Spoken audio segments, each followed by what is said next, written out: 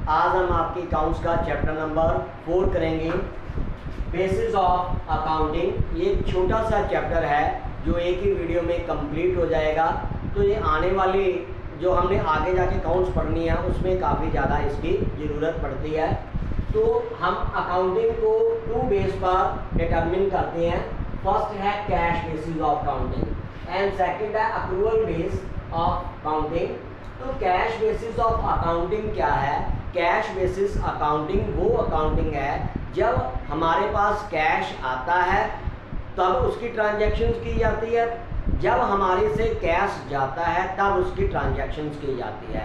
Cash आने के साथ और कैश जाने के साथ ही उसकी ट्रांजैक्शंस की जाती है। ये वर्ल्ड वाइड नहीं माना जाता, ये लेस रिलायबल होता है क्योंकि इसके साथ हम कंप्लीट जो है प्रॉफिट एंड लॉस नहीं मालूम कर सकते। तो इसमें हम सिर्फ कैश को ही ध्यान में रखते हुए कब कैश आया और कब कैश गया उसी वक्त उसकी ट्रांजैक्शंस की जाती है, अदरवाइज इसकी ट्रांजैक्शंस नहीं करते। दूसरा होता है अक्रूवल बेसिस ऑफ अकाउंटिंग। तो अक्रूवल बेसिस ऑफ अकाउंटिंग में जब हम किसी के साथ ट्रांजैक्शंस करते हैं, डीलिंग करते हैं, उसकी पेमेंट आई हो या ना आई हो, हमें पैसा रिसीव हुआ है या नहीं हुआ, हमने किसी को पेमेंट की है या नहीं की, हमने वो काम कर दिया जिसमें जैसे हमने किसी को माल उधार बेचा तो क्रेडिट सेल की, जिस दिन हमने क्रेडिट सेल की उसी दिन उसकी एंट्री की जाएगी चाहे उसके पैसे हमें मिले हैं या नहीं मिले। तो ये अक्रूवल बेसिस काउंटिंग होता है। इसमें हम कुछ आइटम्स हैं जैसे आउटस्टैंडिंग एक्सपेंसेस है, प्रीपेड एक्सपेंसेस है, अक्रूड इनकम है, इनकम रिसीव्ड इन एडवांस है। तो हम पहले एक्सपेंसेस की बात करेंगे। एक्सपेंसेस क्या होता है? प्रोडक्ट को बनाने के लिए जो खर्च किया जाता है तो वो हमारा एक्सपेंसेस होता है या हमारे जो रूटीन में खर्च होते हैं। तो इसमें कुछ मैंने ये बताया है आउटस्टैंडिंग एक्सपेंसेस। तो आउटस्टैंडिंग एक्सपेंसेस क्या होते हैं? आउटस्टैंडिंग एक्सपेंसेस वो एक्सपेंसेस होते हैं जो हमने खर्च तो कर दिया लेकिन उसकी पेमेंट अभी तक नहीं की।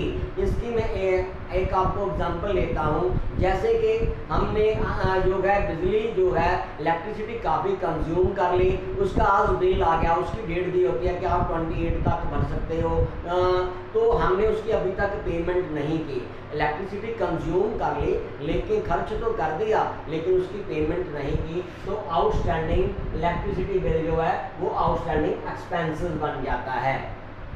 जैसे मोबाइल का बिल है तो हमने जो है पोस्ट पेड में जो है बिल तो फ़ोन तो करते रहे, उसका बिल भी आ गया लेकिन अभी तक हमने नहीं भरा, तो वो हमारे आउटस्टैंडिंग एक्सपेंसेस होते हैं।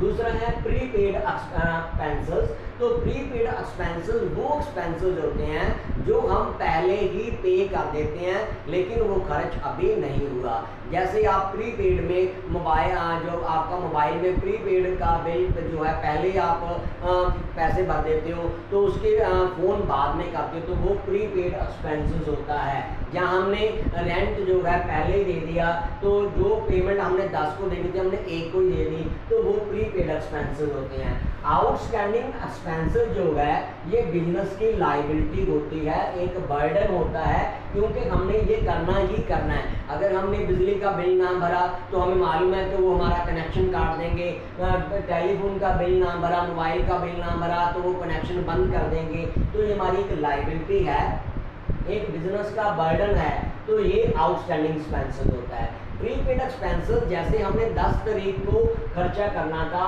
लेकिन उसकी पेमेंट आज दे दी, तो आज फर्स्ट डेट पे दे दी, फर्स्ट डेट से लेकर वो 9 डेट तक हमारा प्रीपेड एक्सपेंसेस रहेगा, उसके बाद वो एक्सपेंसेस बनेगा।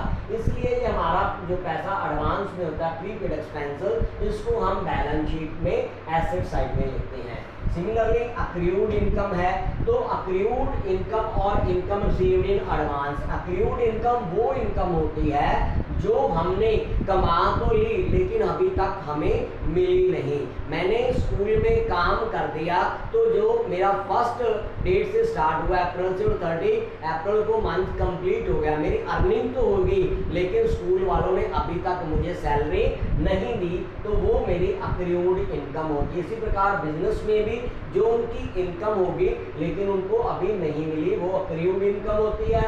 और ये इनकम रिसीव्ड इन एडवांस, ये इनकम रिसीव्ड इन एडवांस क्या होती है कि जो हमने इनकम रिसीव एडवांस में कर ली, अभी हमने काम नहीं किया, हमारी अभी इनकम नहीं हुई लेकिन एडवांस में ले ली।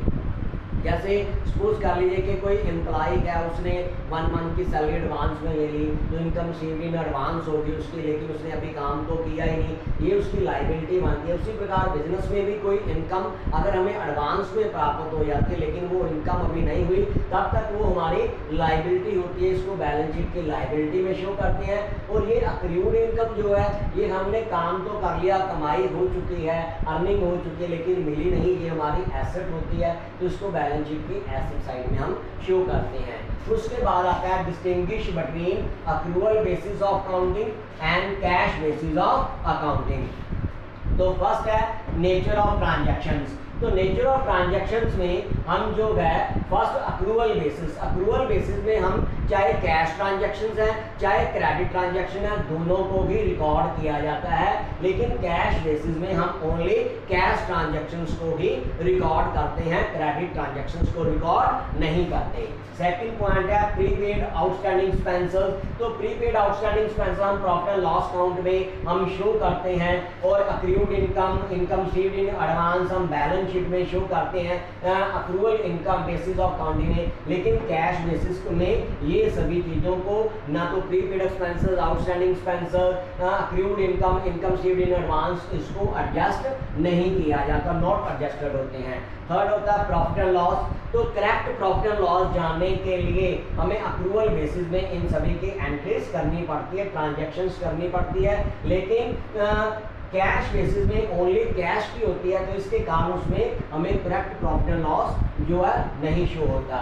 नेक्स्ट है टेक्निकल नॉलेज। तो टेक्निकल नॉलेज अक्रूवल बेसिस में हमें एक्सपर्ट पर्सन की जरूरत है जो इसको सब कुछ समझता हो, आउटस्टैंडिंग के विषय में, प्रीपेड, अक्रूवड, इनकम शीट एडवांस, तो एक्सपर्ट आदमी ही काम कर सकता है। लेकिन इसमें तो सिर्फ जो है कैश बेसिस ही काम करना है, कब कैश आया कब गया, तो इसमें उसकी नॉट रिक्वायर्ड होता है, इसमें कोई ज़रूरत नहीं होती। नेक्स्ट पॉइंट हमारा लीगल पोजीशन। तो अक्रूवल बेसिस जो है ये कंपनी एक्ट 2013 द्वारा रिकॉग्नाइज किया गया, तो इसको मान्यता मिली हुई है। लेकिन कैश बेसिस जो है ये not recognised by company act 2013, इसको पूरा वर्ल्ड जो है नहीं मानता, वर्ल्ड वाइड नहीं होता। नेक्स्ट पॉइंट है एक्सेप्टेबिलिटी। इसको ऑल जो है एक्सेप्ट करते हैं, वर्ल्ड वाइड एक्सेप्ट किया जाता है, लेकिन इसको सभी एक्सेप्ट नहीं करते। रिलायबिलिटी। तो ये अक्रूवल बेसिस ऑफ अकाउंटिंग जो है ये मोर रिलायबल है, इसके ऊपर पूर्ण रूप में हम विश्वास कर सकते हैं क्योंकि इसमें सभी ट्रांजैक्शंस को नोट किया जाता है। लेकिन इसमें कैश बेसिस को किया जाता है, तो इसलिए ये लेस रिलायबल होता है जो कैश बेसिस काउंटिंग होता है। नेक्स्ट पॉइंट है सूटेबिलिटी। तो जो सूटेबिलिटी है ट्रेडिंग फर्म जिनका मोटिव प्रॉफिट अर्न करना होता है, वो कंपनीज होती हैं, फर्म्स होती हैं, उसके लिए अक्रूवल बेसिस ऑफ अकाउंटिंग होता है। जो एनपीओ है जिनका मोटिव प्रॉफिट अर्न करना नहीं है, नॉन प्रॉफिट ऑर्गेनाइजेशंस होती हैं, तो वो कैश बेसिस के अकाउंटिंग का काम करती हैं। तो आज की वीडियो में इतना ही, इसके साथ ही हमारा ये चैप्टर कंप्लीट होता है। अगर मेरी ये वीडियो अच्छी लगे तो अपने फ्रेंड्स को इसको ज़्यादा से ज़्यादा सेंड करें और इसको सब्सक्राइब भी करें और लाइक कर दें। ओके बेटे, थैंक यू।